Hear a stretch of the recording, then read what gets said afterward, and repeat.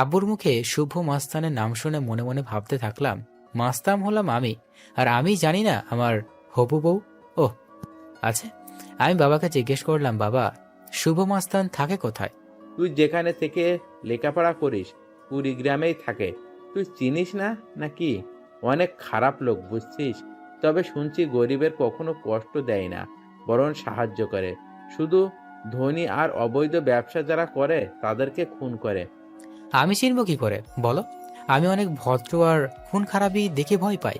তুমি তো এটা জানো, তাই না? ওইসবের মধ্যেও না যাওয়াই ভালো। দোকানদারি ভালো করে কর, কারোর সাথে খারাপ ব্যবহার করিস না। 2 দিন এর ভিতরে শরীর ঠিক হয়ে যাবে, তখন আমি বসতে পারবো। দোকানদারি করা বন্ধ করে দিলেই তো আর হয় না। তোমার আম্মুর ছোট বোন খরচ তো আমি চালাতে পারবো, আর আমি তো টাকাও পাঠাই। বাবারে, অনেক আগের থেকে ব্যবসা করি। দোকানে বসে মানুষের সাথে কথা না বললে ভালো লাগে না। তুই অনেক টাকা পাঠাইলেও যতদিন শরীর চলবে ততদিন দোকানেই বসে থাকবো। হয়েছে হয়েছে, আর বলতে হবে না। তুমি দোকানে বসো, আমি খাবার খেয়ে আসি। খাবার খেতে বাড়িতে চলে আসি, আর এসে মাকে খাবার দিতে বললাম। খাবার টেবিলে বসে আছি, তখন ছোট বোন ফারিয়া পেছন থেকে এসে বলল, ভাইয়া, আমার চকলেট কোথায়? তুই কি এখনো ছোট আছিস নাকি রে? তুই এখন 10ম শ্রেণীতে পড়স, এখনো চকলেট চাস? তুমি আনছো কিনা বলো। আর আমি এখনো বড় হই নাই। তাড়াতাড়ি চকলেট দাও। চকলেট না দিলে আমি কান্না করব। ফারিয়ার সাথে ওইরকম না করে চকলেট দিয়ে দিলেই পারিস। চকলেট ছাড়া তো আসিস না। চকলেট দিয়ে খাওয়া শুরু কর। চকলেট দিয়ে খেতে বসলাম। খাবার খাওয়া শেষ করে আবার দোকানে যাই, আর আব্বুকে বাড়িতে পাঠিয়ে দিই। সারাদিন দোকানদারি করে বিকালে একটু মাঠে যাই বন্ধুদের সাথে দেখা করতে যাওয়ার সময় দেখি সকালে সেই মেয়েটি, সাইফাতুল আয়াত। নামটা অনেক সুন্দর, কিন্তু মেয়েটা ভালো না। ওদেরকে এড়িয়ে যাওয়ার চেষ্টা করলাম, কিন্তু ওই যে কথায় আছে, যেখানে গেলে বাঘের ভয় সেখানে গেলেই রাত হয়। আর আমার ক্ষেত্রেও ঠিক এই বিষয়টাই ঘটল। আমি ওদের এড়িয়ে যাওয়ার পরেও ওদের চোখে আমি পড়ে গেলাম, আর ওরা আমাকে ডাকলো।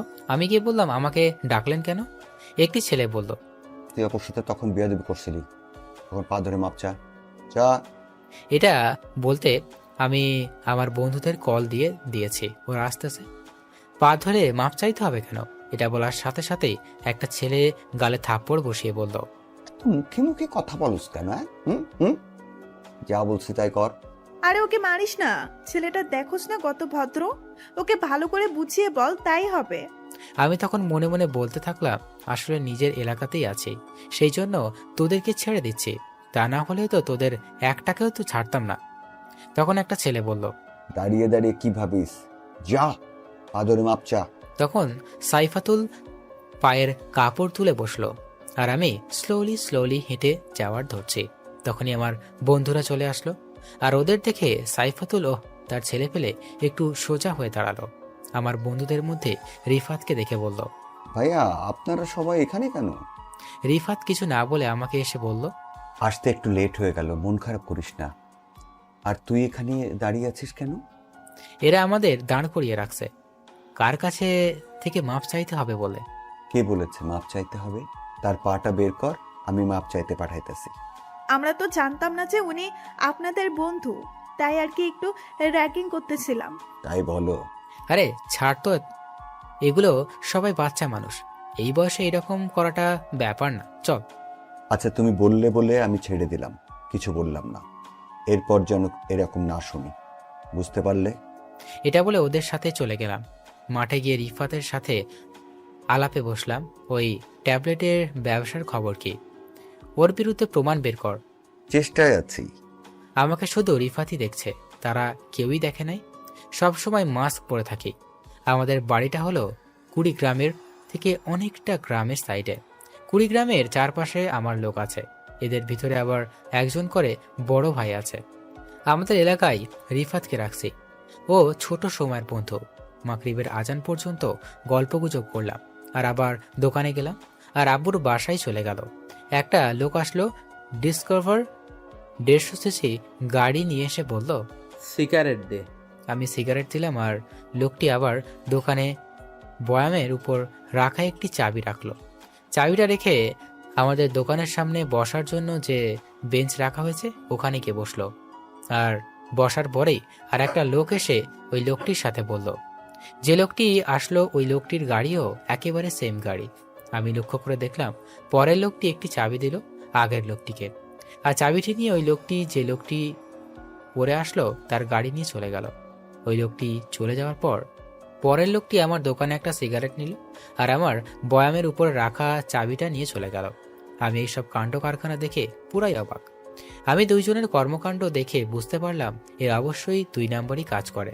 এদের খোঁজ বের করতেই হবে। যেহেতু এরা এই দোকানে এমন ব্যবহার করলো, এর আগে এখানে অনেকবার এসেছে। এরা যেহেতু অনেকবার এসেছে, তাই পরে আবার আসবে। তখন এদের খবর বের করব। আমার দোকানের সামনে বসে অনেকে অনেক রকম আলোচনা করছে। এর মধ্যেই একটা মুরব্বি টাইপ লোক এসে বলল। আমি অনেক টেনশনে আছি। আর একটা লোক বলল। কেন ভাই? তখন এই লোকটি বলল, মেয়েটা দিন দিন কিরকম হয়ে যাচ্ছে। আগে কত সুন্দর ছিল, আর এখন দেখলে মনে হয় নেশাখোর। আর এখন বাড়ি থেকে প্রচুর টাকা নেয়। এইসব আর অনেক কিছুই বলতেছে। রাত 12টার মাঝে দোকান বন্ধ করব, একটা ঝাঁপ বন্ধ করছি। তখন সাইফাতুল আর 2 জন ছেলে আসলো। এসে বলল, এই এই 3টে বেনসন দে। মুখ দিয়ে মদের গন্ধ বেরোচ্ছে। আমি দিয়ে দিলাম। বেনসনটা নিচে ছেলেগুলো চলে গেল, আর সাইফাতুল শুধু আছে, নেশার মাঝে বলতেছে। ওই হালা, আমাকে বাড়িতে পৌঁছে দে। এইসব বলতেছে আর ঢুলতেছে। আমি বললাম, আমি তো আপনার বাড়ি চিনি না। আমাকে ধর, আমি একাই যেতে পারবো। সত্যি কথা বলতে সাইফাতুলকে প্রথম দিকে মনে ধরে গেছে, তাই চান্সটা আর ছাড়লাম না। ওকে ধরে নিয়ে ওর কথা মতো চলতে থাকলাম। ও একটা অনেক বড় বাড়ির সামনে দাঁড় করালো আর বলল, এই নে চাবি, আর গেটটা খোল। আমি তো বাড়ি দেখেই অবাক, এত বড় বাড়িতে থাকে। বাড়ির গেট খুললাম, খুলে ওকে নিয়ে বাড়ির ভিতরে গেলাম। তখনই দেখি মা কল দিছে, তাই ধরিয়ে কল ধরে বললাম, মা আমি ঠিক আছে, আর আমি বাড়ির কাছাকাছি এসে পড়ছি। এটা বলে কল কেটে দিলাম। আম্মুর সাথে কথা না বললে আম্মু টেনশন থাকবে। বাড়িটা 2 তলা। আমি ভাবলাম বাড়িটা এত বড়, তাহলে মনে হয় বাড়ির ভিতরে অনেক মানুষ থাকবে। কিন্তু আমি যখন ভিতরে প্রবেশ করলাম তখন মনে হলো বাড়িতে কেউ নেই। আমি জিজ্ঞেস করলাম, তোমার বাড়িতে কেউ নেই? আমি একাই থাকি, আর তুই আমাকে প্রশ্ন করছিস কেন? আমাকে রেখে তুই চলে যা। আর আমি মাতাল অবস্থায় আছি বলে উল্টাপাল্টা কিছু করার চেষ্টা করলে ভুল করে ফেলবি। তুই যে অবস্থায় আছিস, তোর সাথে কোনো কিছু করলে তো তুই আমার কিছুই করতে পারবি না। আর তোকে আমার কিছু করার ইচ্ছেটাও নেই। তুই থাক তোর মতো, আমি গেলাম। এটা বলে চলে আসলাম। আর আসার সময় বাইরে থেকে গেটটা আটকিয়ে দিয়ে আসলাম। বাড়িতে আসার পর মা বলল, এত দেরি হলো কেন? আমি তখন মাকে বললাম, এমনই দোকানে মানুষ বসেছিল তাই দেরি হইল। খেতেও দাও, ক্ষুধা লাগছে। আম্মু খাইতে দিল। খাবার শেষ করে ঘুমালাম। ঘুম থেকে উঠে ফজরের নামাজ পড়লাম, পরে দোকানে রওনা দিলাম। শীতের দিন, কুয়াশা কুয়াশা রাস্তা। শীত পড়েনি, পড়বে পড়বে ভাব। আবহাওয়াটা অনেক সুন্দর লাগছে। দোকানে গিয়ে রিফাতকে কল দিয়ে আসতে বললাম। রিফাত আসলো। আমি ওকে চা বানিয়ে দিলাম আর বাইকের ঘটনাটা বললাম। রিফাত বলল, ঠিক আছে, আমি দেখতেছি খোঁজ নিয়ে। সেদিনের মতো রিফাত চলে গেল। আমি দোকানদারি করতে লাগলাম। 2 দিন কেটে গেল। এই 2 দিন সাইফাতুলের দেখা পাইনি। 3 দিন 3 রাতে ওই সেদিনের লোকগুলো আবার আসলো। আমি ওই লোকটিকে দেখার পর আমি রিফাতকে কল দিয়ে বলে দিই ওদেরকে ফলো করতে। রিফাত ওদের পেছনে লোক লাগিয়ে দেয়। একই প্রক্রিয়া অবলম্বন করে বাইক এক্সচেঞ্জ করে চলে যায়। আর আমি সেদিনের মতো চলে আসি। আব্বুর শরীরটা সুস্থ, তাই সকালে আব্বু দোকানে যাবে, তাই আমি লম্বা একটা ঘুম দিই। সকালে ঘুম থেকে উঠে আমি আর ফারিয়া খাইতে বসছি। তখন ফারিয়া বলল, ভাইয়া, আমাকে স্কুলে দিয়ে আসবি একটু? তুই কি পিচ্ছি নাকি রে? তোকে স্কুলে দিয়ে আসতে হবে? কিছু বখাটে ছেলে আমাকে ডিস্টার্ব করে, বাজে কথা বলে। ফারিয়ার কথা শুনে রাগ উঠে যায়, কিন্তু রাগ কন্ট্রোল করে বলি, ঠিক আছে আমি যাব তোর সাথে। পরে খাবার খেয়ে ফারিয়ার সাথে যাই, আর ওরা আমার সামনেই খারাপ মন্তব্য করতে থাকে। আমি ফারিয়াকে বলি, তুমি যাও, আমি কথা বলছি। আমি গিয়ে ওদেরকে বললাম, দেখো তোমরা আমার বয়সে ছোট হবে, আমি তোমাদের বড় ভাই হিসাবে কথা বলি। তোমরা মেয়েদের উত্ত্যক্ত করা ছেড়ে দাও, এইসব করা ভালো না। ওদের মধ্য থেকে একটি ছেলে বলে উঠল, তুই জ্ঞান দেওয়ার কে রে? ভালোভাবে বলছি, শুধরে যাও, তা না হলে অনেক পস্তাবে। এটা বলার সাথে সাথে একটা ছেলে এসে আমার শার্টের কলার ধরে বলল, তুই পস্তাবি রে। তুই আমাদেরকে চিনিস? আমার এলাকার সবচেয়ে বড় গ্যাংয়ের সদস্য। আমাদের বসের নাম শুনলে অনেকের প্যান্টে হিসু করে দেয়। তোদের বসের নাম কি রে?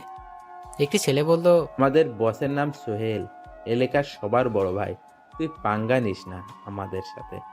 এর মাঝেই একটা ছেলে বলে উঠল, কে রে? মেয়েটা কে ছিল তোর? তোর রক্ষিতা না গার্লফ্রেন্ড? এই কথা শুনে আমার রাগটা আর প্রচুর পরিমাণে উঠে যায়।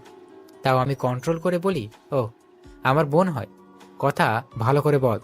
তখন আর একটা ছেলে বলে উঠল, ওই, ওকে সম্মান দিয়ে কথা বল, ও আমাদের সবার হবু সম্বন্ধে। এটা বলে সবাই জোরে জোরে হেসে দিই। আমি ওখান থেকে সরে আসি আর দূরে এসে ওদের ফটো তুলে রিফাতকে বলি গোডাউনে নিয়ে যেতে, আর সবাইকে বলে দেখ শুভ ভাই আসতেছে। এটা বলার পর আমি বাড়িতে চলে গেলাম। আর বাড়িতে গিয়ে আম্মুকে বললাম, আম্মু আমি একটু কুড়িগ্রাম যাবো। এটা বলে আমি বাড়ি থেকে বের হয়ে পড়ি। এদিকে রিফাত কিছু লোক নিয়ে চলে হাই স্কুলের গেটের সামনে। রিফাত ওদের নাকে কিছু দেয় আর গোডাউনে নিয়ে যায়। আমি আমার আর একটা লোককে বলি সোহেল নামের ছেলেকে যে টিম চালায় ওকে খুঁজে বের করে গোডাউনে নিয়ে আসতে। পরে আমি কালো প্যান্ট, কালো শার্ট, কালো মোজা, কালো জুতো, মুখে মাস্ক, স্টাইল করে চুল কাটা, পুরোটাই চমলক্ষ ড্রেস আপ নিয়ে নিই। গোডাউনে আগে সোহেলকে নিয়ে যাওয়া হয়, আর সোহেলের ডান হাতে বাম হাতে হাতকেও। আমাকে দেখে সোহেল বলতে থাকে, ভাই, আপনি আমাদের এখানে নিয়ে আসছেন কেন? আমি ওদের কথা না শুনে বেত দিয়ে মারতে শুরু করি। ওটা আমার একান্ত লাঠি। এর একপাশে সুই দ্বারা সম্পূর্ণ লাগানো। লাঠিটি হলো 2.5 হাত, এর মধ্যে 2 হাত সুই বা আলপিন দ্বারা আবদ্ধ।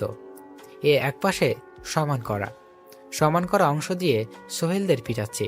আপনারা ভাবছেন সোহেলদের পিটাচ্ছি কেন? আরে আগে বড় গোড়া নরম করছি। গোড়া নরম করলে আলগা একই জোরে যাবে। সোহেল বলছে, ভাই, আমরা তো কিছু করি নাই, তাহলে মারছেন কেন? আর আমাদের মুখ কালো কাপড় দিয়ে ঢাকা কেন? কিছুক্ষণ পর বুঝতে পারবি। ওদের মারতে মারতে রিফাতও হাজির। রিফাত যাদের নিয়ে এসেছে তাদের অবস্থা আগের থেকেই কাহিল। ওরা আমাকে চিনে না। আমি ওদের দিকে গেলাম, আর যে পাশে সুই বা আলপিন চিকন ধরালো অংশ দ্বারা আবদ্ধ ওই পাশে দাঁড়া বাড়ি শুরু করলাম। ওরা মোট 5 জন ছিল। একটা একটা করে ধরছি। আমি একটা করে বাড়ি দিচ্ছি আর ওরা চিৎকার করছে। যাকে বাড়ি দিচ্ছি তার মুখে কাপড় দেওয়া, তাই শুধু চোখ দিয়ে পানি পড়ছে, কিন্তু কোনো রকম জোরে শব্দ হচ্ছে না। বেশি না, মাত্র 5টা করে বাড়ি দিয়েছি, কিন্তু লাস্টের যখন বাড়িটি তখন আর মুখে কাপড় দিলাম না। মারা শেষ। ওরা সবাই শুয়ে থেকে গড়াগড়ি করছে আর পিঠ দিয়ে রক্ত পড়তেছে। ওরা সবাই বলে উঠল, তুই আমাদের চিনিস না, সোহেল ভাই জানতে পারলে তোদের ছাড়বে না। আমি বললাম, ও আচ্ছা, তোদের এত মারলাম তাও শিক্ষা হয়নি? সোহেল আমাকে ছাড়বে না। কথাটা বললাম আর সোহেলের 2 জন সঙ্গী এসে মুখ থেকে কাপড়টা সরিয়ে দিলাম। আর সোহেলদেরকে ওই ছেলেগুলো বলল, ভাই, আপনার এই অবস্থা কেন? শালারা কিয়া কাম করছোস জানি না, কিন্তু আমার নাম বললি কেন? তোদের একটাকেও ছাড়বো না আমি। আমাকে আরো মার খাওয়াবি? উনি আমাদের ভাই, আর ওর সামনে আমার নাম শুনে ভয় দেখাস? আমরা তো জানি না। আচ্ছা শুভ ভাই, ওদের মারলেন কেন? ওরা মেয়েদেরকে বাজে বাজে কথা বলে, তাদের রাস্তাঘাটে উত্ত্যক্ত করে, আর ওইগুলো আমার পছন্দ না, আর এটা ঠিক না। তারপরেও এরা ওই রকম করেছে। এটা বলে আর একটা বাড়ি মারলাম ওদের সবাইকে। রিফাত সবাইকে খবর দিয়ে দিছে যে শুভ ভাই আসবে, তাই সবাই দেখা করার জন্য চলে আসছে। আমি রিফাতকে বললাম, রিফাত লবণ নিয়ে আসো আর ওদের পিঠের উপর লাগাও। এদিকে সোহেল ওদের বলতেছে, যা, পা ধর, তা না হলে লবণ দিলে বুঝবি ঠেলা। কিন্তু ওরা সোহেলের ইশারা বুঝলো না। অবশেষে আর একটা পিঠের উপর লবণ দেয়া হলো, আর ছেলেগুলো মুরগি জবাই করার মতো যেরকম লাফ মানে ওই রকম করা শুরু করলো। 2 মিনিট রাখলাম, এরপর বললাম ওদের লবণ ধুয়ে দাও। এটা শুনে একটু চিল্লাচিল্লি কমলো। ওদের লবণ ধোয়ার জন্য যে গরম পানি ঢালা হবে এটা হয়তো জানা ছিল না ওদের। গরম পানি দেওয়ার সাথে সাথে আর চিৎকারের পরিমাণটা আরো বেড়ে গেল। অবশেষে কষ্ট সহ্য করতে না পেরে সব জ্ঞানহারা হয়ে পড়ল। আমি সোহেলকে বললাম, যা, এবার এদের চিকিৎসা কর, আর এদেরকে বলে দিও ভালো করে। আবার যদি আমি জানতে পারি তোমার লোক মেয়েদের সাথে খারাপ আচরণ করে, তাহলে ওদের জায়গায় তুমি থাকবে। ঠিক আছে ভাই। এটা বলে সোহেল চলে গেল। আর যাওয়ার সময় আমি কিছু টাকা দিলাম চিকিৎসা বাবদ। ওদের মারার কারণে মনেই নেই যে আর লোক আছে। পুরো গোডাউন বোঝাই মানুষ, সব এলাকার লোক আছে। আমার জন্য একটা চেয়ার আছে, আমি ওখানে বসলাম আর আমার পাশে রিফাত বসলো। আমি চেয়ারে বসে সবাইকে দেখছি, দেখে এদের মধ্যে সাইফাতুলও আছে, অনেক সেজেগুজে এসেছে, আর 4-5 জন মেয়ে আছে। কিন্তু সাইফাতুলকে সুন্দর বেশি লাগতেছে। সাইফাতুলকে দেখতেছি, রিফাত কানের কাছে এসে বলল। কম করে দেখ। আমি ওর কথা শুনে হুঁশে ফিরে সবার উদ্দেশ্যে বললাম, তোমরা জানো আমি কিছুদিনের জন্য আন্ডারগ্রাউন্ড আছি, আর আজকে দেখলেই তো শাস্তির কথা। তোমাদের টিমের যদি কেউ কোনোদিন কোনো রকম মেয়েদের সাথে খারাপ ব্যবহারে উত্ত্যক্ত করে, আর আমি যদি জানতে পারি, তাহলে তাদের শাস্তি এর থেকে কষ্টদায়ক হবে। আবার ভেবো না আন্ডারগ্রাউন্ড আছি বলে কিছু জানতে পারবো না, আমি কিন্তু সবই জানতে পারি। এটা বলে রিফাতকে আস্তে করে বললাম, মেয়েটিকে একটু সাহায্য করি। তুই সবার ভাই, তোর যা ভালো মনে হয় কর। মজা নিস বেটা। আমি সবার মাঝখান থেকে বললাম, ওই সাদা শার্ট, শুনে যাও। তখন সাইফাতুল বলল, জি আমি। হ্যাঁ তুমি। সাইফাতুল আসলো আর বলল, আমাকে ডাকলেন কেন? তোমার সাথে প্রেমের কথা বলবো, সেই জন্যই ডাকলাম। হোমা, সত্যি? হ্যাঁ গো হ্যাঁ, আমি তোমার সম্পর্কে অনেক কিছু শুনলাম। তুমি তো অনেক খারাপের দিকে যাচ্ছ। তুমি সবার সাথে খারাপ ব্যবহার করো, দোকান থেকে খাবার নিয়ে টাকা দাও না, যার সাথে খারাপ ব্যবহার করো, এইসব যদি আর শুনি তাহলে লবণের পানিতে গোসল করাবো, বুঝতে পারলে? হুম, বুঝতে পারছি। আর একটা কথা ছিল, তোমাকে না এই ড্রেসে অনেক সুন্দর লাগছে। আমার কানের কাছে মুখ নিয়ে এসে বলল, আই লাভ ইউ। এটা বলে চলে গেল। আমি ওটাই গুরুত্ব না দিয়ে সবার উদ্দেশ্যে বললাম, তোমরা সবাই ভালো থেকো, সামনে কিন্তু অনেক বড় কিছু হতে পারে। সবাই বলল, ঠিক আছে ভাই, আর আপনার সাথে একটা করে সেলফি তুলতে চাই। তোমরা এখানে অনেক লোক, আর সেলফি তুলতে গেলে অনেক সময় লাগবে। এর মধ্য থেকে একজন বলে উঠল, ভাইয়া আপনাকে দেখতে চাই। আমি বললাম, ভাইয়া আমি একদিন আনুষ্ঠানিকভাবে সবার সামনে আসব, তখন দেখবে। এটা বলে সবার কাছ থেকে বিদায় নিলাম। আর আমি যখন বের হয়ে গাড়িতে উঠব, তখন সাইফাতুল আমার কাছে এসে বলল, তোমার নাম্বারটা দাও। কি করবে? প্রেম করব। আসলে আমি তোমাকে অনেক ভালোবাসি, তাই আর কি প্রেম করার জন্য তোমার সাথে কথা বলতে চাই এবং ভালোবাসতে চাই। ভালোবাসা আর আমাকে না দেখেই আমার মুখোশের আড়ালে যে মুখটি আছে সেটা যে বিকৃতি থাকে, তখন কি করবে? তবুও ভালোবাসবো। এখন নাম্বারটা দেন। আমি ফোন ব্যবহার করি না। তখন আমার ফোনটা বেজে উঠল। আমি পকেট থেকে আইফোনটা বের করলাম। কথা বলতে বলতে গাড়িতে উঠলাম আর রিফাত সাইফাতুলকে বলল, ভাই কথা বলবে না, তুমি এখন যাও। আর সাইফাতুল মনে মনে বলল, এত দামি একটা ফোন পালে আর বলে আমি ফোন পালি না। আমি পার্সোনাল নাম্বার নিয়েই ছাড়বো। আমি কলে কথা বললাম আর দোকানে যে লোকগুলো এসে গাড়ি এক্সচেঞ্জ করতে, তাদের ব্যাপারে খোঁজ পেয়েছি। লোক দুটোর নাম জুয়েল ও লিমন। ওরা মূলত ড্রাগস সাপ্লাই দেয়, আর এই ড্রাগসগুলো সেই কলেজের ছাত্রছাত্রীদের। এটা শুনে একটা শক খেলাম। লোকটি আরো বলল, ওদের পিছনে অনেক বড় বড় লোক আছে, এখানে একটা গ্যাং কাজ করে, এই কাজের অনেক বড় বড় নেতা জড়িত আছে। পরে কলটা কেটে দিল আর ভাবতে লাগলাম ওদেরকে যেভাবেই হোক শেষ করতে হবে। তারা কলেজের ছাত্রদের টার্গেট করে, যেটা খুবই খারাপ লাগলো। মনে মনে ভাবতে থাকলাম, যেভাবেই হোক ওদের শেষ করতে হবে। এদের পেছনে কার হাত বেশি খুঁজে বের করা লাগবে, তারপর আক্রমণ করতে হবে। আমি রাত 10টায় বাড়িতে যাই। আম্মু বলল, তুই যে বললি আসবি না, তাহলে এত চলে এলে যে? আমি মাকে বললাম, কাজ শেষ হলো, চলে আসলাম। আচ্ছা বস, আমি তোকে খাবার দিচ্ছি। খাবার শেষ করে শুয়ে থেকে ফেসবুকিং করছি, তখন আব্বু আসলো। আব্বু এসে বলল, কি রে, কখন এলি? আরেকটু আগেই আসলাম, কিছু বলবা নাকি? কালকে ডাক্তার দেখাতে হবে। তোমার কাছে কি টাকা আছে? আমার কাছে টাকা ছিল, ওই টাকা দিয়ে দোকানে মাল কিনছি। আমার মনেই ছিল যে কালকে চেক আপ করতে হবে। আমার কাছে টাকা কিন্তু বিকাশে। কালকে কখন যাবা? অনেক ভরে যেতে হবে। ও, আমি টাকা বের করে নিয়ে দিচ্ছি। এটা বলে টাকা বের করার জন্য দোকানের দিকে রওনা দিলাম। দোকান বেশি দূরে না, দোকান হলো সাইফাতুলদের বাড়ির সাথে। আমি গেলাম, দূর থেকে দেখতে পেলাম 2-3 জন বসে আড্ডা দিচ্ছে। আমি দোকানের কাছে দেখতে পেলাম সাইফাতুল আর 3-4 জন ছেলে বসে আছে। আমি দোকানদারকে বললাম, 10,000 টাকা বের করা লাগবে, ক্যাশ আছে কি? আছে। টাকার কথা শুনে সাইফাতুল বলল, এই দেখ রে, দোকানদার লোক রাও বিকাশে হাজার হাজার টাকা রাখে। গরিব লোকদের জন্য বিকাশ আর কম টাকা রাখা যাবে না। যেখানে গরিব মানুষ টাকা রাখে ওখানে আমাদের মতো ধনী মানুষ টাকা রাখতে পারবে না। তোরা কি বলিস? জি আপা, আমাদের ধনীদের জন্য আলাদা অ্যাপ বানাতে হবে টাকা লেনদেনের জন্য। আমি ওদের কথা শুনে রাগ না করে একটু হেসে সাইফাতুলকে বললাম, আমার কথা ছাড়ো, আমি গরিব মানুষ। আমি শুনলাম তোমাকে নাকি কে পাত্তাই দেয় না, নাম্বার চাইছিল, তোমাকে নাকি ইনডাইরেক্টলি না করে দিছে, পার্সোনাল নাম্বার দিবে না। এটা বলার সাথে সাথে সাইফাতুল মুখটা শুকিয়ে গেল আর আমার কাছে এসে বলল, তুই কিভাবে জানলি? আর ওর নাম বলিস না, তাহলে আমি শেষ। আমি আর কিভাবে জানবো? তুমি তো জানো রিফাত আমার বন্ধু। ওই এসে বলল আমাকে, মুখ থেকে কথা বের করে নিয়ে বলল, দোকানদার মামা, একে একটা গড়া করে চা দেন। আমি চা খাই না, আর আপনি যখন এত মিষ্টি করে বলছেন তাহলে খাওয়াই যায়। তারপরে চা খেলাম। আচ্ছা, তুই কি শুভ ভাইকে চিনিস? আমি চিনতে যাব কোন দুঃখে? ওসব আলতু ফালতু লোককে চেনার ইচ্ছে নেই আমার। রিফাত এসে বলল আমাকে, এই আর কি। আচ্ছা, শুভ ভাইকে আলতু ফালতু লোক বললি কেন? চা দে, তোর খাওয়া লাগবে না। এটা বলে চায়ের কাপটা সত্যি সত্যি নিয়ে নিল হাত থেকে, আর এটা দেখে পুরাই টাসকি খাওয়ার মতো অবস্থা। পরে আমি চলে গেলাম আর আব্বুকে টাকা দিয়ে ঘুমিয়ে পড়লাম। সকালে উঠে দোকানে গেলাম।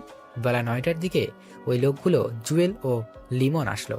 ওদের দেখেই আমার লোকগুলোকে কল করে রাখলাম, আজকে এদের ধরবো। ওরা চলে যাবে। কিছু দূরে যাওয়ার পর ওদেরকে ধরলাম, ওদের গুপ্ত জায়গায় নিয়ে যাওয়া হলো। আমি দোকানে বসে আছি, তখন দেখি সাইফাতুল আসলো। আমি সাইফাতুলকে বললাম, আমার সাহায্য করবেন? আপনি মাফিয়া কুইন, সাহায্যটা করেন। কি সাহায্য লাগলে বল। আপনি একটু আমার দোকানের ভিতরে এসে দোকানটা দেখেন, আমি একটু বাইরে থেকে আসতেছি। সাইফাতুল ভাব নিয়ে বলল। ঠিক আছে, যা। আমিও চলে এলাম দোকান থেকে। আড়ালে এসে একজনকে কল দিয়ে বললাম আসতে। ও এসে আমাকে নিয়ে গেল। আমি গুপ্ত জায়গায় গিয়ে ওদেরকে বললাম, ওরা কি মুখ খুলল? মুখ খুললে না তো। ওদের মারা শিখাস নাই? এই দেখে আমি মারার আগেই ওরা সব কিছু বলে দিবে। আমি গিয়ে হাতে একটা সই নিলাম আর বললাম, এইসব চক্র কোন কোন জায়গা থেকে চলে বল। মরে গেলেও বলবো না। ওদেরকে অঙ্গকোষ বারবার 2 বা আলপিন দ্বারা আগত করি। জুয়েলকে আগত করার পরই লিমান বলে, এগুলো মূলত কুড়িগ্রাম হাজি মার্কেট থেকে সাপ্লাই হয়, ওখান থেকে আমাদের দেয়, তাছাড়া আমরা কিছু জানি না। এটা বলার পর আমি কুড়িগ্রাম এক ওসির কাছে কল দিই আর ওকে আসতে বলি আমার দোকানে। এটা বলে ওখান থেকে চলে আসে। এদিকে দোকানে মেয়ে মানুষ দেখে ভিড় পড়ে গেছে।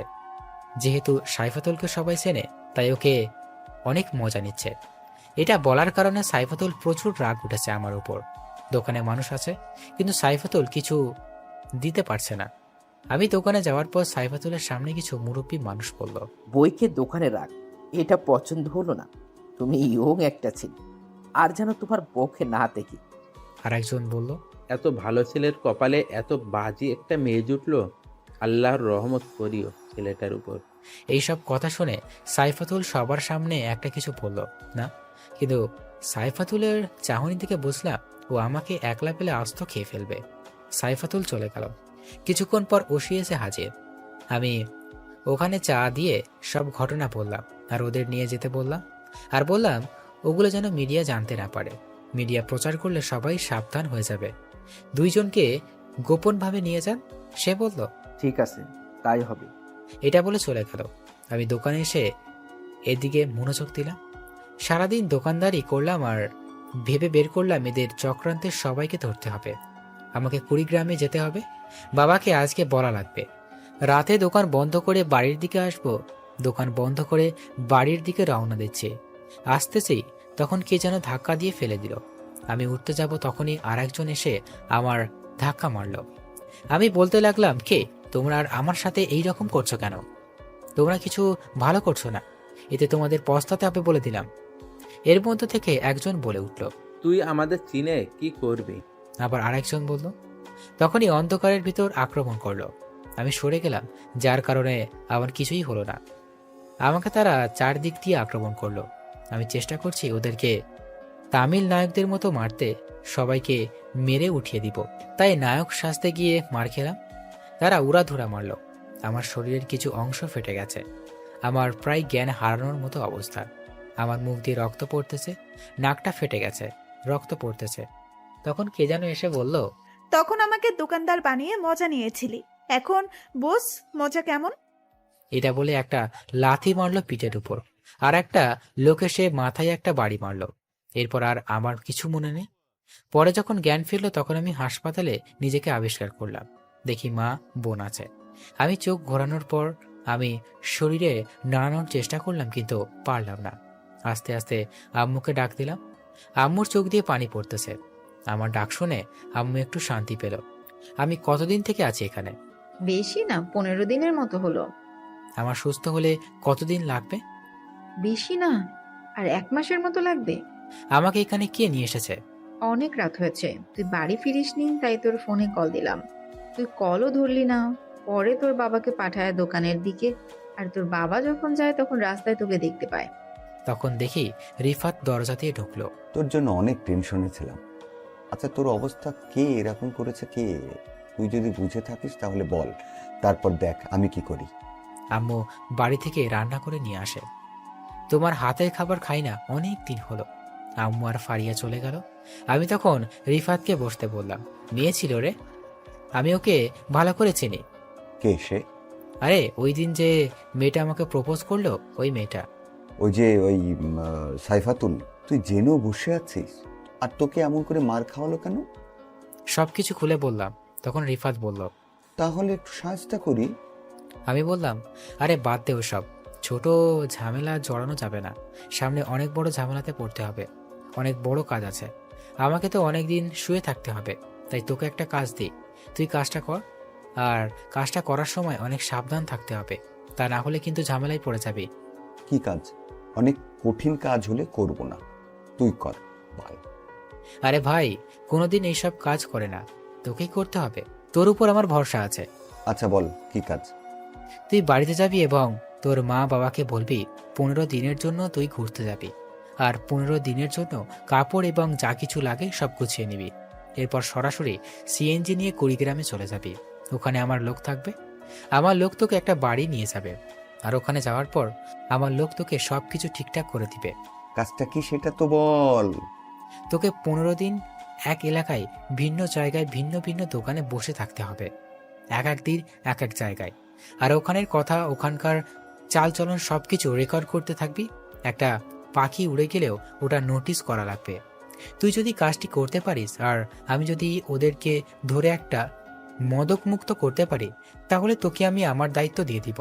আর এইসব ভালো লাগে না রে? এটা শুনে রিফাত খুশি হলো। রিফাত চলে গেল। কিছুক্ষণ পর মা এসে বলো, আমি খাবার খাইলাম। 15 দিন পর আমাকে বাড়িতে নিয়ে যাওয়া হলো। এখন আমি সুস্থ হই নাই। এদিকে সব খবর কালেক্ট করা শেষ।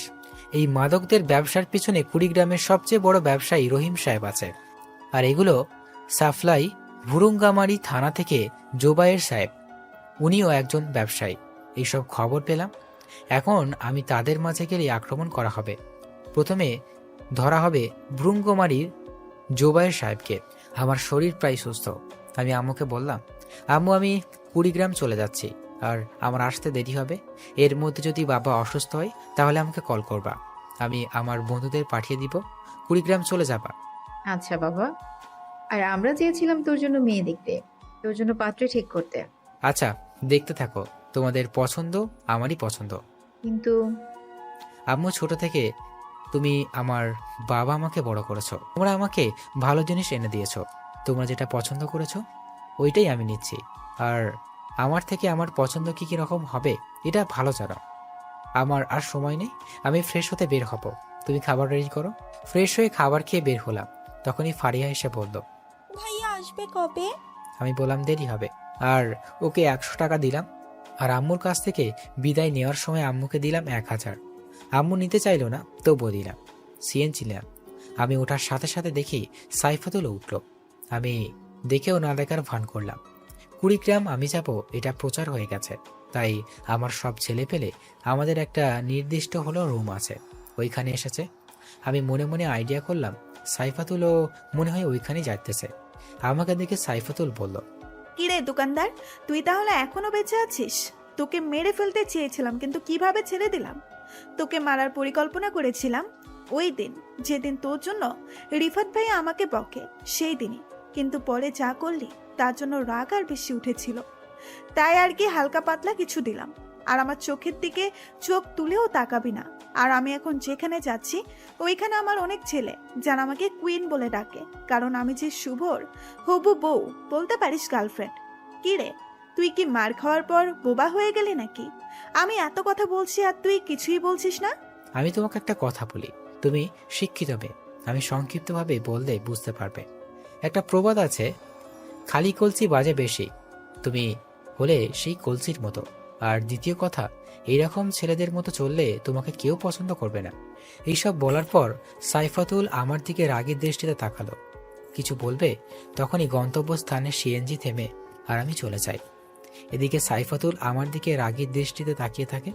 আমি তাড়াতাড়ি আমার বাসায় যাই, ওখানে রিফাত আগে থেকেই আছে। আমি পৌঁছানোর পর আমি রেডি হয়ে চলে যাই হলরুমে। গিয়ে দেখি সবাই বসে আছে। আমি লক্ষ্য করলাম সাইফাতুলও আছে। আমি সবাইকে উদ্দেশ্য করে বলতে থাকলাম, আমি কিছুদিনের জন্য ভ্রুঙ্গামারি যাব, ওইখানে আমার কাজ আছে। আর আমি যতদিন ছিলাম না তবুও সবার খবর জেনেছি। তোমরা এতদিন ভালো ছিলে, এর পরেও যেন ভালো থাকো। তবে আমাদের মেয়ের থেকে ছেলেরা অনেক সুন্দর, আর গ্রুপের মেয়ে আছে 60 জন। এদের মধ্যে একটা মেয়ের ব্যাপারে আমি শুনেছি যে কিনা অনেক খারাপ একটি মেয়ে, যে কিনা বিনা কারণে একটি ছেলেকে মেরেছে। তোমরা কে এমন করেছো আমি জানি, তুমি নিজের ইচ্ছায় বেরিয়ে আসো। আমি নাম ধরে ডাকলে কিন্তু শাস্তির পরিমাণ বেড়ে যাবে বলে দিলাম। তখনই দেখি সাইফাতুল আস্তে আস্তে বেরিয়ে আসছে, মাথা নিচু করে আসলো আমার সামনে। আমি সাইফাতুলকে বললাম, তুমি হয়তো আমাকে চিনো না, আমি সব খবর রাখি। তুমি বলো নাকি আমার হবু বয়ফ্রেন্ড, সরি তুমি বলো তোমার হবু গার্লফ্রেন্ড। না মানে আমি এটা বলার সাথে সাথে আমি ঠাস করে একটা চড় মেরে বললাম, তোমার সাহস তো কম না, তুমি আমার সম্পর্কে উল্টাপাল্টা কথা বলো। আসলে হয়েছে কি, আমি মেয়েদের গায়ে হাত তুলি না। এটা বলে আর একটা বসিয়ে দিলাম। সুন্দর চেহারা, থাপ্পড় তো জোরেই মেরেছি, 5টা আঙুল দেখা যাচ্ছে আর লাল টকটকে হয়ে গেছে। সাইফাতুলের চোখে পানি। তখনই সাইফাতুল কান্না করতে করতে বলতে শুরু করলো, আমি কি ভুল করেছি? হ্যাঁ, আমি তোমাকে না দেখে ভালোবেসেছি, আমি তোমাকে অনেক ভালোবাসি। আর ছেলেটা কে হয় তোমার? হ্যাঁ, ও আমার সাথে বেয়াদবি করেছে, তাই ওই রকম করেছি। আর আমাকে মেরে ফেললো, মরার আগ পর্যন্ত বললো আমি তোমার হবু বউ। আমাকে ইমোশনালি কথা বলে লাভ নেই। এটা বলে কানের কাছে মুখ নিয়ে বললাম, তুমি যদি আমাকে সত্যিই ভালোবাসো তাহলে আমার দর থেকে নাম কেটে দিবে আর সরাসরি বাড়িতে গিয়ে সুন্দর করে থাকবে, কোনো ছেলের সাথে মিশবে না আর কারোর সাথে খারাপ ব্যবহার করবে না। আর এখন থেকে শাড়ি পরবে আর সব রকমের রান্না শিখবে। যদি করতে পারো তাহলে আমি তোমাকে বিয়ে করব। ঠিক আছে। এটা বলে চলে গেল। আর আমি বললাম, আমি আজকে ভ্রুঙ্গামারি চাইতেছি, দোয়া করো যেন কাজটা সম্পূর্ণ করতে পারি। পরে সবাই চলে গেল। আমি বাড়িতে গিয়ে ফ্রেশ হয়ে বাজারে আসছি, তখনই আবার সাইফাতুলের সাথে দেখা।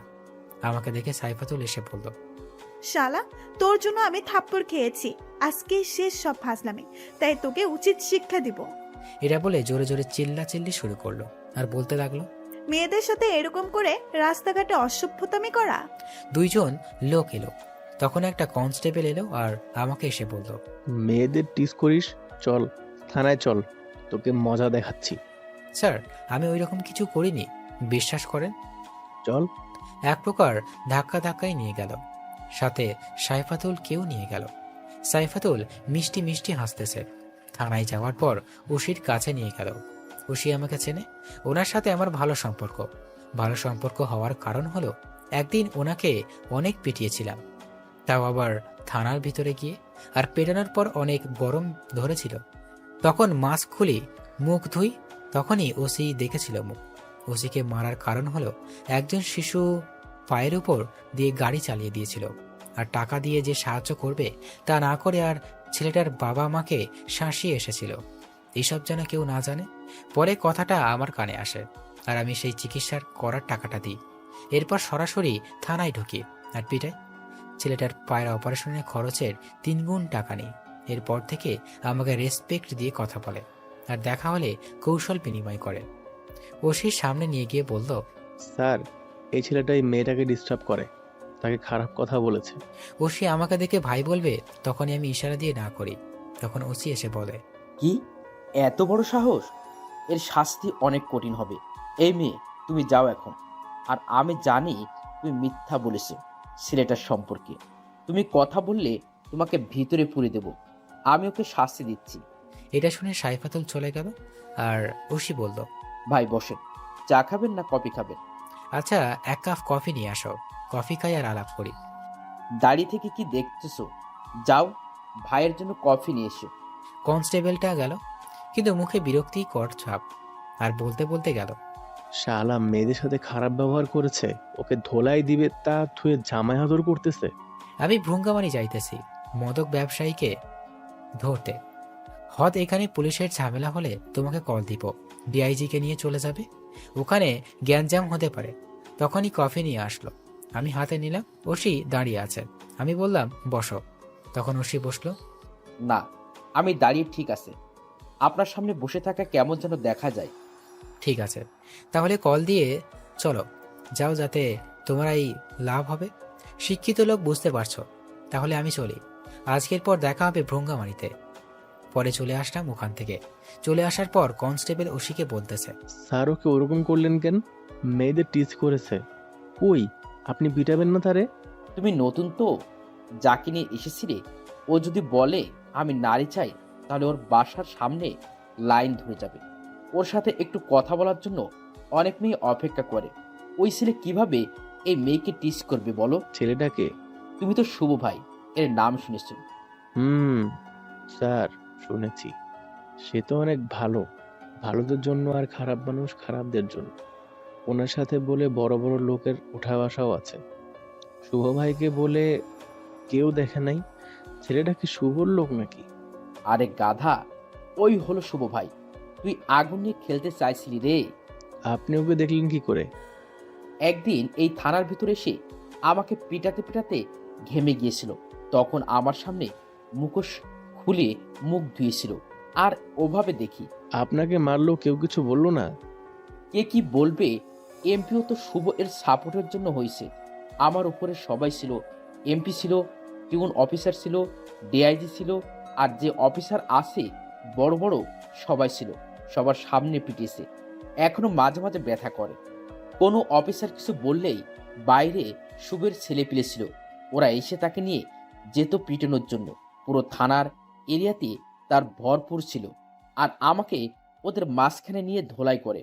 শোনো, এরপর থেকে হলে খারাপ ব্যবহার করো না, যেন ভালো ব্যবহার করবে, তা না হলে কিন্তু। স্যার দোয়া করেন আর যেন আমার সাথে দেখাই নাই হয়। আপনাকে মেরেছিল, আর আমি আরো লেভেলে নাই। এদিকে আমি রওনা দিচ্ছি, আর যাওয়ার সময় এমপিকে কল দিয়ে দিলাম, দিয়ে বললাম, এমপি সাহেবকে মাদক ব্যবসায়ীদের সাথে দেখা করতে যাচ্ছে, আপনার নাম যেন না বের হয়, বুঝতে পারছেন? বাবা, তোমার যা ইচ্ছা করো, আমি ভালো, বুঝেছ? এসব কাজের ভিতর আমি নাই। ভ্রঙ্গামারি আসলাম, আসার পর আমাদের লোক ছিল, ওরা সবকিছু ঠিক করে রাখছে। আবার মাস্ক পরা সবার সাথে কথা বললাম, আবার খোঁজ লাগলাম কোনো দোকানে এরকম ব্যবসা হয় কিনা। সবাইকে বের করার জন্য এক মাস্ক লাগলো, 30 জনের মতো ধরছে, ওদের উপরে সবার নাম বলছে। এদের ভিতর ছিল কারিমুল, বেল্লাল, সুজন আর 3 জন, মোট 6 জন। এদের ব্যবহার ছিল কুকুরের মতো। এদের একজনকে ধরে নিয়ে যাওয়ার বসের নাম জানতে চাইলাম, কিন্তু বলল না, বড় বড় কথা বলল। আমার রাগ উঠে গেল, আমি ওকে মেরে লাশ টাঙিয়ে দিলাম ভ্রঙ্গামারি বাজারে। সবাই বলাবলি করতেছে, কে করলো এরকম? পুলিশও খুঁজতেছে, কারণ ভ্রঙ্গামারিতে পাওয়ারই লোক ছিল। এদের 6 জনের বিরুদ্ধে গোপনভাবে শুনেছি এরা নাকি নারী পাচারও করে। একজনকে মারার পর বাকি 5 জনকে ধরলাম। ওরা পালানোর চেষ্টা করছিল, কিন্তু অল্পের জন্য পারেনি। ওদেরকে বললাম, এইসব মাল 20 গ্রাম কাকে দিস? 5 জনকে 5 রুমে দেখা হয়েছে, কেউ বলতেছে না। পরে আমি একটা একটা মারা শুরু করলাম। 4 জনকে মেরে ফেলেছি। 4টা লাশ একজনের সামনে রেখে জিজ্ঞেস করলাম, বল কাকে সাপ্লাই করিস? এ লাশ দেখে ভয় পেয়ে গেছে। 20 গ্রাম এর ব্যবসায়ী হিমেল ও হেলালকে সাপ্লাই দেয়। এখন বল, নারী পাচার যে করিস, এগুলো কি ওরা 2 জন নাই? হ্যাঁ, আমাকে ছেড়ে দাও। এটা বলার সাথে সাথে আমি হেডশট মালিগুলি মাথার উপরে চলে যাই, আর তখনই ফোনটা বেজে ওঠে। আর ফোনটা হাতে নিয়ে দেখি মা কল বলল। মা বলল, অনেক অসুস্থ হয়েছে, মা চিন্তা করো না, আমি আমার বন্ধুকে পাঠিয়ে দিচ্ছি। ওদের দেখে আমরা সবাই কুড়িগ্রামে চলে আসি, ওরাই ভালো চেক আপ করবে। পরে আমি কুড়িগ্রামে কল দিই। আমার একটা ছেলে আছে সাজনা, ওকে বললাম বাড়ির ঠিকানা দিয়ে যাও, মা বাবাকে নিয়ে আসো, ওদের যেন কোনো সমস্যা না হয়, আর ওদেরকে এনে বাবাকে ভালো ডাক্তারের কাছে চেক আপ করাতে নিয়ে যাবা। আর কোনো ডাক্তারের জন্য সিরিয়াল চলে আমার কথা বলবে। ঠিক আছে ভাই। পরে সবগুলোর দেহের উপর লিখে দিই শুভ ভাই। আমার মায়ের ধরন দেখে ভ্রুঙ্গামারির ছেলে পেলে ভয় পায়, যেটা ওদের মুখ দেখেই বোঝা যাচ্ছিল। ওদের বডি রাতের বেলা রোডের উপর ফেলে দিয়ে আসে, সকালবেলা মানুষ দেখে অনেক ভয় পেয়ে যায়। আর থানার ওসি পাগলের মতো আমাকে খুঁজতেছে। আজকে সন্ধ্যায় গাড়ি আসবে। তারপর কুড়িগ্রাম কল দিয়ে বললাম ভ্রুঙ্গামারি থানার ওসিকে কেসটা বন্ধ করে দিতে বল। এদিকে বাবাকে সবচেয়ে বড় ডাক্তার ওখানে নিয়ে গেছে, যেহেতু বড় ডাক্তার সেহেতু ভিড় তো আছেই, আর তো সিরিয়াল নাম্বারই নাই। আর এমন সময় গেছে ডাক্তার এখন রোগী দেখা বন্ধ করে দিয়েছে। এমন সময় সাজু গিয়ে বলল পিয়ন কিছু করতে পারবে না। পরে বলল ডাক্তারের সাথে দেখা করলো, ডাক্তার রোগী দেখবে না। তখন সাজু বলল, স্যার আপনি তো মনে হয় এখানেই থাকেন, আর শুভ ভাইয়ের নাম তো শুনছেনই। শুভ ভাই চিনি কেন? ওনার বাবা স্যার যদি না দেখেন তাহলে আমি আরেকটু বানিয়ে বলবো, তখন মনে হয় আপনার জীবনে আর কোনোদিন রোগী দেখতে পারবেন না। পরে ডাক্তার রোগী দেখে, আর সাজু বাইরে এসে মেডিসিন নিতে গেল। সাজুকেও সবাই চেনে, তাই দোকানদার সাজুকে দেখে বলল, আপনার বাবা নাকি? না, শুভ ভাইয়ের আব্বা। ও, শুভ এর আব্বা। এই নেন ঔষধ, টাকা লাগবে না। শুভ ভাই বাবাকে ঔষধই দিতে পেরেছি, এটাই অনেক সৌভাগ্য। শুভ আমার জন্য অনেক করেছে, তার জন্য কিছুই করতে পারিনি। তাই বলে 10,000 টাকা নিবেন না, শুভ ভাই শুনলে তো রাগ করবে। কিছু হবে না, তুমি আঙ্কেলকে নিয়ে যাও, সময় করে আমাদের বাসায় একদিন নিয়ে যেও। আব্বু এসব দেখে আর অবাক হচ্ছে। পরে ওরা চলে আসে বাসায়, আর ফার্মেসিটা রাজনৈতিক নেতা ওখান থেকে তুলে দিতে চেয়েছিল। পরে আমার কাছে এসে তখন আমি ওকে কাজ করে দিই। এরপর আর কেউ ফার্মেসি তুলে দেওয়ার সাহস করেনি। সন্ধ্যায় রওনা দিলাম বাড়ির দিকে। ভ্রঙ্গামারির ছেলেপেলেদের কাছ থেকে কুড়িগ্রাম এসে বাড়িতে গেলাম। গিয়ে দেখি সবাই সবার সাথে গল্প করতেছে। আমাকে দেখে মা বাবা ভারিয়া খুশি হয়ে গেল। আমি ওদের সাথে কথা বলে ফ্রেশ হতে গেলাম। ফ্রেশ হয়ে এসে খাবার খেলাম। খাবার খেয়ে ঘরেতে গেলাম, আর শুয়ে থেকে ভাবতে থাকলাম এদেরকে কিভাবে মারবো। এদেরকে মারলে তো অনেক ঝামেলা হবে। পরের দিন হিমেল ও হেলালের সাথে দেখা করতে গেলাম। আমি যাওয়ার পর আমার সাথে মোটামুটি ভালো ব্যবহার করলো, কিন্তু তাদের মনে মনে শুধু আমাকে মারার চিন্তা ভাবনা। আমি চলে আসার সময় বলে আসলাম, ভালোভাবে থেকো, আবার দেখা হবে, তোমরা বাঁচবে, তাও না হলে আমি বাঁচবো। এটা বলে চলে আসলাম। গাড়িতে বসে আছি, তখন একটা অচেনা নাম্বার থেকে কল আসলো। আমি কলটা রিসিভ করতেই মিষ্টি একটা কণ্ঠ ভেসে আসলো। আমি কলটা রিসিভ করলাম। করার পর দেখি ফোনের ওই পাশ থেকে মিষ্টি একটা কণ্ঠ ভেসে আসতেছে। কণ্ঠটা শুনেই বুঝতে পারলাম এটা সাইফাতুল। আমি তোমার কথা মতো ঠিক হয়ে গেছি, তুমি আমার বাসায় আসো। আমি আপনাকে চিনতে পারলাম না, আর বাড়িতে যেতে বলছেন কেন? আর আমি সাইফাতুল, তোমার হবু বউ। ও আচ্ছা, চিনতে পেরেছি। আচ্ছা, তোমার বাড়িতে যেতে বলছো? আসুন, আমি তোমাকে আমার পরিবর্তন দেখাবো। আর আমি রান্না করতে শিখে গেছি, আমার হাতের রান্না খাওয়াবো তোমাকে। ঠিক আছে, এখনই যাচ্ছি। আমরা 5 জন আছি, 5 জনের রান্না করো। আমার সাথে রিফাতও আছে। পরে রওনা দিলাম। সাইফাতুলদের বাড়িতে গেলাম। সাইফাতুলকে কল দিলাম, দেওয়ার সাথে সাথে সাইফাতুল গেট খুলে দিল। আমরা ভিতরে প্রবেশ করলাম। বাড়ির ভিতরে গেলাম। রান্না করা শেষ হয় নাই। সাইফাতুলকে শাড়ি পরে অনেক সুন্দর লাগতেছে, মনে হইতেছে পেছন থেকে জড়িয়ে ধরে থাকি। আর সাইফাতুল রান্না করুক। রান্না হয়ে গেছে, আমরা সবাই বসে আছি। সাইফাতুল দেখবে আমাকে, সেই জন্য ওর মানে অনেক খুশি। আমার তো ঝামেলা হয়ে গেল, আমি তো মুখোশ খুলবো না। মুখোশ না খুললে ভাত খাবো কি করে? আমি তখনই সাইফাতুলকে বললাম, আচ্ছা তোমার বেডরুম কোথায়? ওইদিকে কেন? ওর বেডরুম দেখে খাবার প্লেট আর পানি নিয়ে চলে গেল ওর রুমে। আর ওর রুমে গিয়ে খাবার খাওয়া শুরু করলাম। আর বাইরে রিফাত বসে, সবাই অবাক, কারণ শুধু রিফাত আমার ফেস দেখেছে, তাছাড়া কেউ দেখে নাই। সবাই হাঁ করে সাইফাতুলের দরজার দিকে তাকিয়ে আছে। অবশেষে তারাও খাওয়া শুরু করলো। খাবার খাওয়া শেষ করে বের হলাম। দেখি সবারই খাওয়া শেষ, কিন্তু সাইফাতুল খায়নি। আমি সাইফাতুলকে বললাম, আরে তুমি খাইছো? না, আমি তোমার সাথে খাইতে চাইলাম, আর তুমি তো লুকিয়ে খেলে। আচ্ছা এখন বসে থাকি, তুমি খাও। ভাইয়ারা, আপনারা আমার রুমে গিয়ে রেস্ট নেন। আমি একাই থাকি এত বড় বাড়িতে, আপনারা বাড়িটা দেখেন। সাইফাতুল কি বুঝাতে চাইছে তা রিফাতও আরো 3 জন বুঝতে পারছে। রিফাত যাওয়ার আগে বলে গেল, চল ভাই, কাবাব মে হাড্ডি হওয়া যাবে না। আমি সাইফাতুলের পাশে বসলাম আর সাইফাতুল খাবে। দেখি চামচ নিতেছে। আমি দেখে জিজ্ঞেস করলাম, হাত দিয়ে চামচ দিয়ে খাবে কেন? হাতে একটু সমস্যা হয়েছে, তাই খেতে পারবো না। দেখি কি সমস্যা। সাইফাতুলের অবস্থা খুব খারাপ, হাত গরম পানিতে পুড়ে গেছে। আমি দেখে বললাম, এইরকম কবে হয়েছে? আজকে হয়েছে, তুমি যখন বললে আসবে তখন তাড়াহুড়া করে রান্না করতে গিয়ে এরকম হয়েছে, তাই চামচ দিয়ে খেতে হবে। আচ্ছা ঠিক আছে, তোমার কষ্ট করে খেতে হবে না, দেখি আমি খাওয়িয়ে দিচ্ছি। সত্যি আমাকে খাওয়িয়ে দিবে? তারপর খাওয়াইয়ে দিলাম।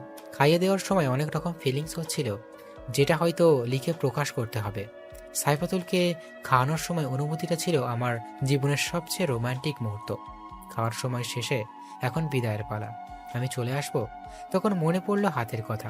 আমি সাইফাতুলকে বললাম, আচ্ছা তুমি বাসায় একাই থাকো, তাহলে রান্না বান্না কি করে খাওয়াবে?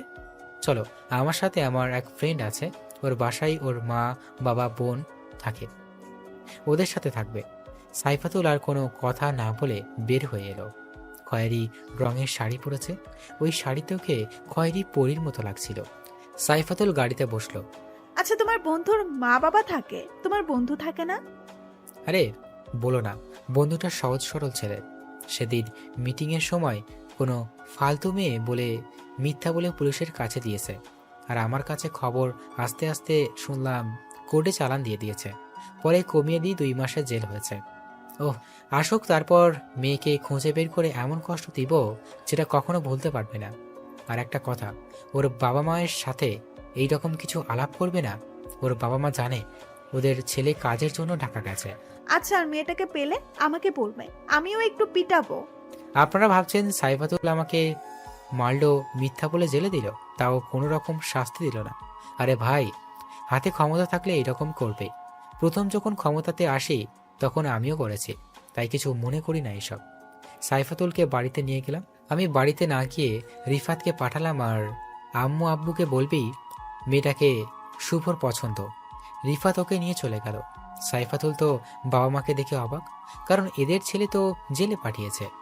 আম্মু সাইফাতুলকে দেখে বলতো, আরে তোমার বাড়ি তো আমার এলাকায়, তাই না? জি আন্টি। আসো, এটা তোমার ঘর, ফ্রেশ হও। রিফাত সাইফাতুলকে রেখে এসে আব্বু আম্মুকে বলল, শুভ ওই মেয়েটাকে পছন্দ করে, আর মেয়েটা একটু ওখানে সমস্যা হয়েছে, তাই এখানে থাকবে। মেয়েটা বখাটে ছিল, ব্যাপার না, দেখতে অনেক সুন্দর, বাকিটুকু সামলিয়ে নেবে শুভ। শুভর যে রাগ, একদিনে মেয়েটিকে ঠিক করে ফেলবে। তা তুমি কি বলো? তোমার ছেলে বড় হয়েছে, তার যা ভালো লাগে তাই করতে দাও, আর কি বলবো। রিফাত চলে যায় আর সাইফাতুল বসে থেকে ভাবতে লাগলো, শালা, আমি শুধু আগুনের পাশে ঘোরাঘুরি করি, যাকে জেলে পাঠালাম তার বাসায় থাকছি, আর ওর সাথে যে খারাপ ব্যবহার করেছে এসব যদি শুভ জানতে পারে তাহলে আমি শেষ। আর আমিও বললাম ওই মেয়েটাকে মারবো, আল্লাহ রহমত করিও। এদিকে মা সাইফাতুলের ঘাড়ে হাত দিয়ে বলতেছে, হ্যাঁ, তোমার মন কি খারাপ? না আন্টি, এমনি। আচ্ছা চলো কিছু খেয়ে নাও। না আন্টি, আমি বাড়ি থেকে এসেছি, পরে খাবো। ঠিক আছে মা, আরাম করো। আর দেখো না, ছেলেটাও ঠিক মতো বাড়ি আসে না, কি যে কাজ করে এত। তারপর মা চলে যায়। এদিকে মাথায় একটা চিন্তা, কিভাবে যেন যায় ওই দুজনকে। হঠাৎ করে একদিন সুযোগটা এলো, দেখতে পেলাম হিমেল রাত 2টার সময় রক্ষিতার ঘরে থেকে ফিরছে। এটার অনেক বড় সুযোগ। পরে রাস্তার পাশে গিয়ে গাড়ি থামাতে বললাম, কিন্তু থামলো না। হিমেল হয়তো ড্রাইভারকে বলে দিয়েছে গাড়ি না থামাতে। পরে আমাদের গাড়ি দিয়ে গাড়িটি থামালাম। ও ড্রাইভার বলল, আপনারা কে আর কি চান? আপনারা আমার বসকে চেনেন না? এটা বলার সাথে সাথে গুলি করলাম মাথা বরাবর। তারপর হিমেলকে জাগালাম, আর হিমেল আমাকে থেকে পুরাই চমকে উঠল। আরে আমার কি টাকার অভাব নাকি রে? তুই তো অনেক রকমের ব্যবসা করিস, তাই না? তোর যে কয়টা ব্যবসা, ওই কয়ভাবে তোকে মেরে ফেলবো। এই আমার লাঠিটা দে, পরে আমার সেই বিখ্যাত লাঠিটা দিল। আমি শুধু আন্ডারওয়ার্ড দেখে সব কাপড় খুলে ফেললাম, আর আমার সেই লাঠিটা দিয়ে সারা শরীরে পিটালাম। সারা শরীর দিয়ে রক্ত বেরোচ্ছে, আর হিমেল অনেক আকুতি মিনতি করছে। আমি বললাম, তোকে মাফ করবো কিভাবে? তুই তো নারী পাচারকারী কে, তুই উঠন্ত ছেলে মেয়েদের জীবন নষ্ট করে দিস। পিটানো শেষ হওয়ার পর হিমেলকে নিয়ে গেলাম ফুটন্ত লবণ মেশানো পানিতে ছাড়ার পর হিমেল শুধু লাফালাফি শুরু করলো আর বলতে লাগলো, কে শোনে তার কথা।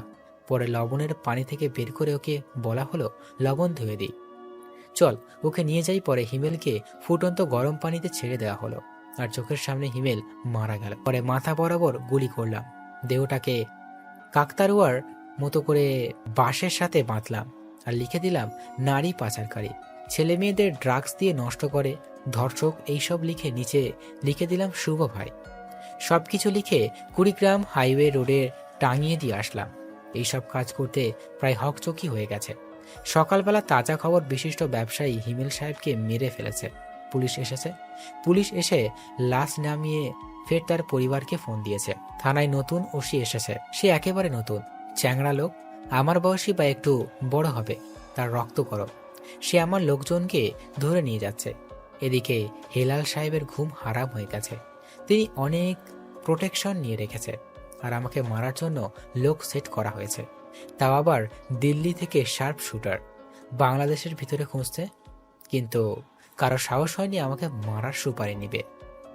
ওসি সাহেব থানায় নিয়ে আমার লোকেদেরকে অনেক নির্যাতন করতেছে, আমি কোথায় থাকি এটা জানার জন্য।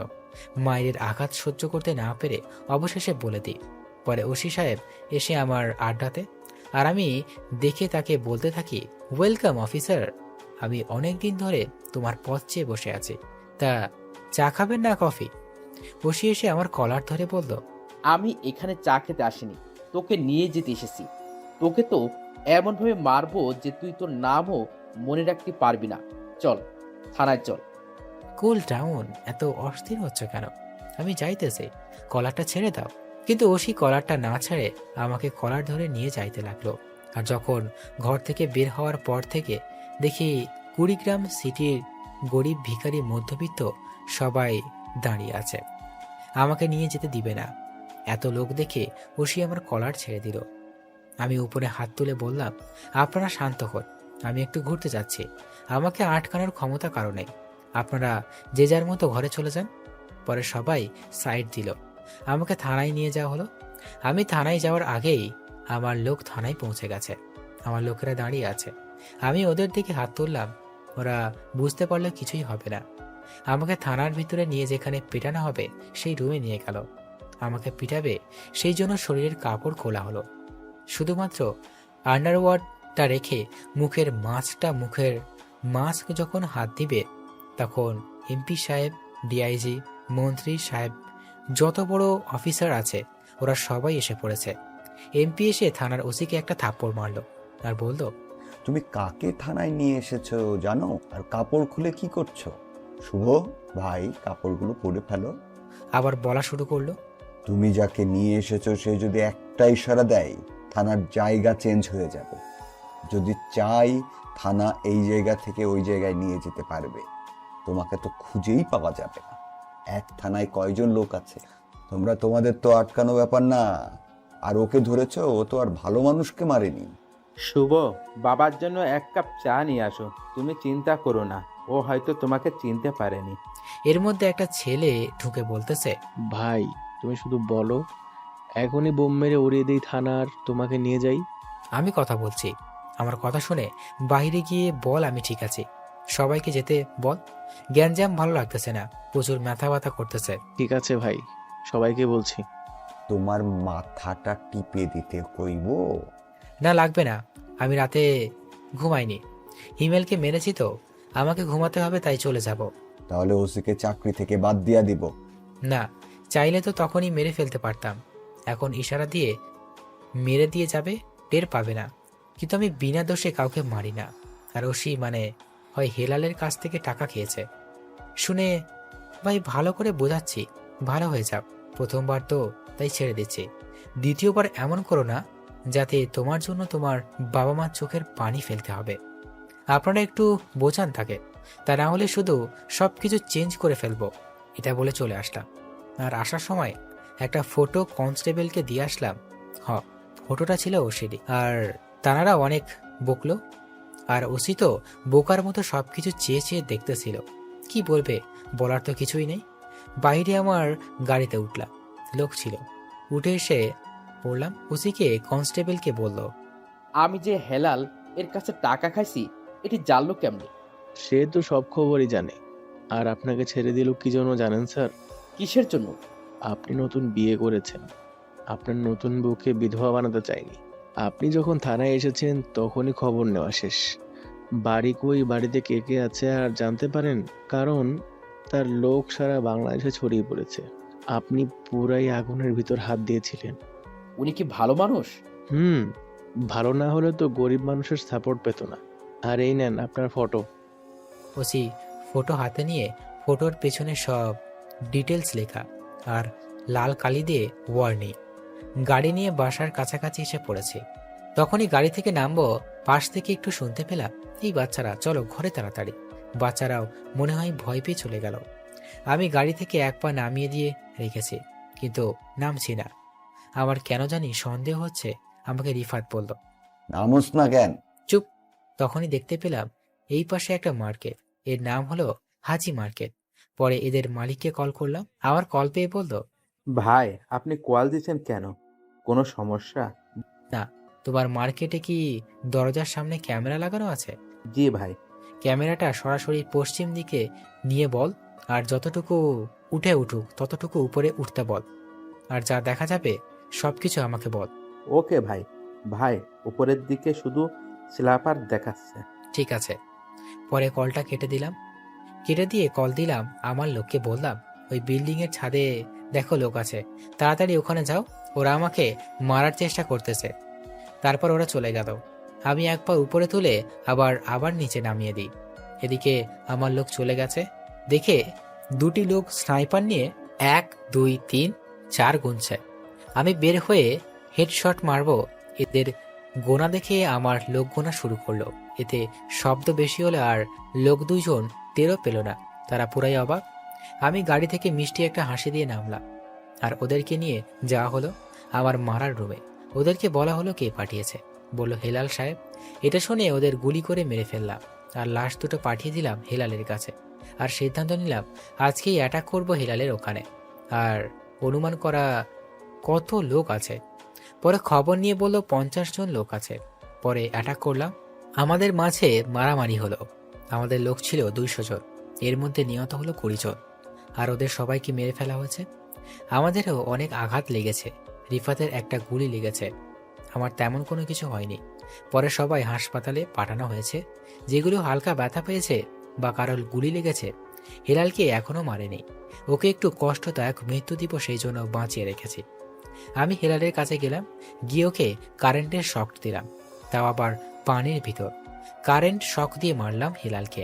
মারার পর 2টা গুলি করলাম মাথায়।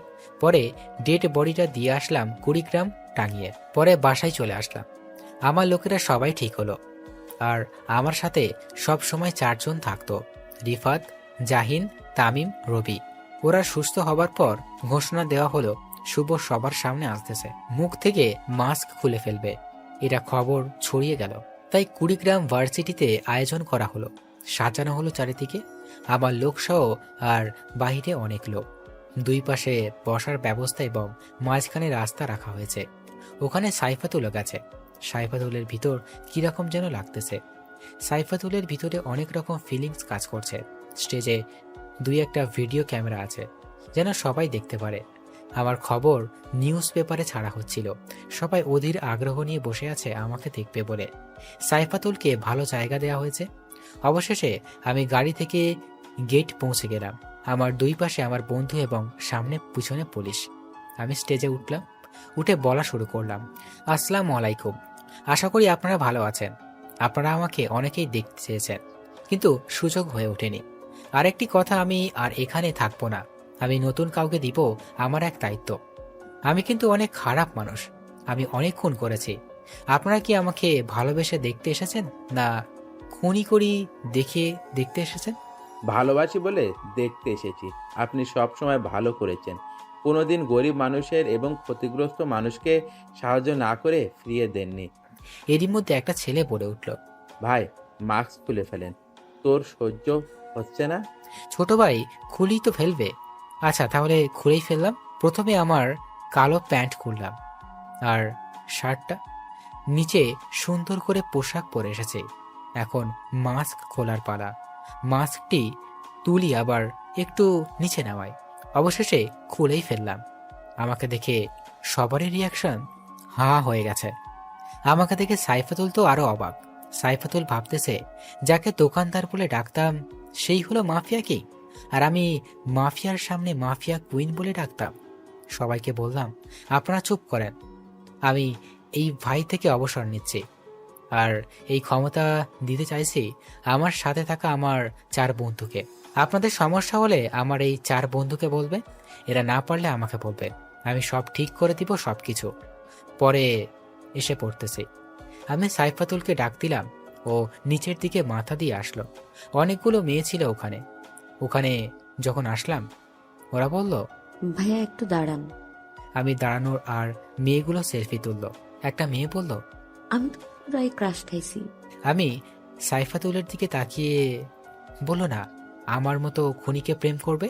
এটা বলার পর সাইফাতুল মুখের উপর দিকে তাকালো আর ওই মেয়েটি কাছে এসে বলল, আমি আছি তো, চলেন বিয়ে করে ফেলি। এটা বলে আমার একেবারে শরীরের সাথে শরীর লাগিয়ে পিক তুলতে যাবে, তখনই সাইফাতুল মেয়েটিকে জোরে ধাক্কা মারে আর বলে, গার্লফ্রেন্ড নাই কিন্তু বউ আছে, ফালতু মেয়ে। মেয়েটি পড়ে গেছে আর সবাই দেখছে। মেয়েটি বলল, ভাইয়া আগে বললে পারতেন যে বউ আছে। আমি মিষ্টি একটা হাসি দিয়ে চলে আসলাম। গাড়িতে ওঠার পর সাইফাতুল বলল, আমার ভুলগুলোর জন্য দুঃখিত, আমি তো জানতাম না। আর আমি তো মাফিয়া কিং এর সামনেই মাফিয়া কুইন দাবি করতাম, আর তোমার সাথে খারাপ ব্যবহার করেছি। It's okay baby. আমি যেদিন প্রথম দেখি দোকানে সেদিন তোমার প্রেমে পড়েছিলাম। ও আচ্ছা, তাহলে বিয়ে করব কবে? বাড়িতে গিয়ে আব্বু আম্মুকে বলবো তাড়াতাড়ি বিয়ে করব। বাড়িতে গেলাম, যাওয়ার পর আব্বু আম্মুর সাথে কথা বললাম।